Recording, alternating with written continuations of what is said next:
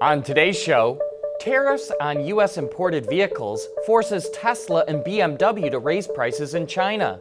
Honda introduces a hybrid scooter, and car sales in the U.S. continue to defy analysts' expectations. All that and more coming right up on Autoline Daily.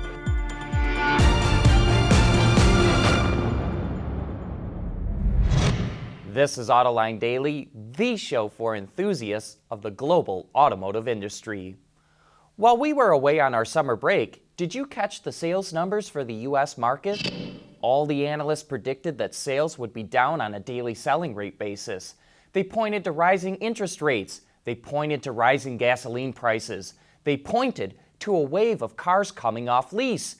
They said the longest running recovery in the market was running out of steam. And yet, sales were up. In fact, sales are now up 2% for the first half of the year, and no one saw that coming. The big story is that sales of passenger cars continue to fall.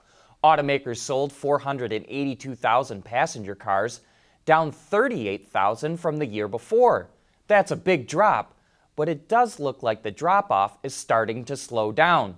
Even so, to put the numbers in perspective, there are about 160 models of passenger cars sold in the U.S. market, and 125 of them saw their sales go down.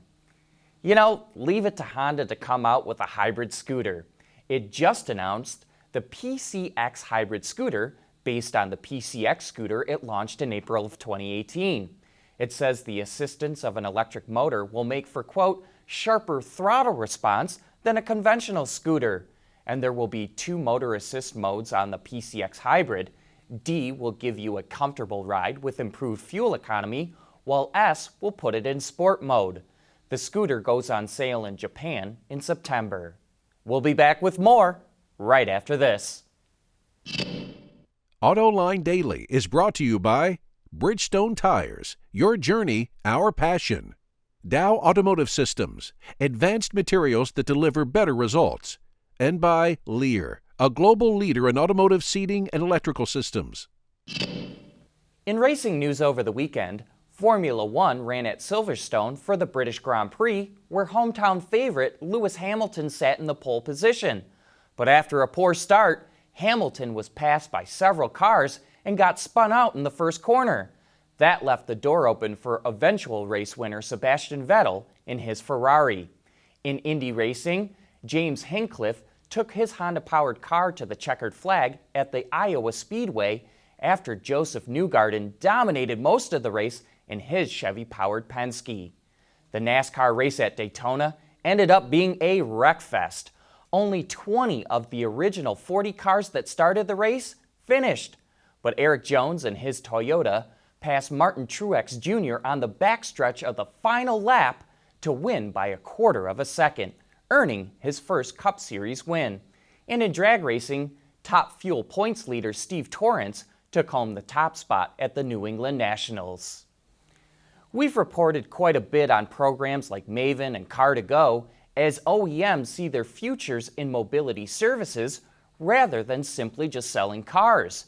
Now Volvo is joining the fray with its M brand. But how will M be any different from the other competitive ride-hailing services and car-sharing programs? Well, according to Volvo, M will learn about user habits and use that information to tailor itself towards customer needs. M will incorporate Volvo's Swedish Sunfleet car-sharing program in 2019, and M will be available to American and Swedish customers by the spring of that year. More information about M will be released later this year. Coming up next, China's tariffs on imported cars from the U.S. forces Tesla to significantly raise prices. Lighter, safer, stronger, quieter, and more sustainable. Tell us where you need to go, and we'll help you get there. Dow Automotive Systems. We don't succeed unless you do. The trade war between the U.S. and China is leading to big price hikes in China.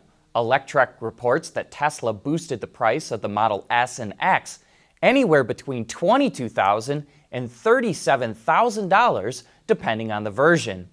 BMW said it will increase prices of its US-built SUVs in China as well. Last year, it shipped 100,000 vehicles from the US to China. But some automakers are taking a wait-and-see approach with the new tariff on US-built vehicles. Last week, Ford announced it won't increase prices on its or Lincoln's vehicles. However, Ford imports a small number of vehicles to the country. And hey, be sure to join us for Autoline After Hours this Thursday, when we'll have a Panhard-Dina Z17 in the studio. A what, you ask? It's a Panhard-Dina Z17, and we'll have Ken Nelson, an expert in unusual cars, back with us in the studio explaining what this thing is all about. That's it for today. Thanks for watching, and please join us again tomorrow.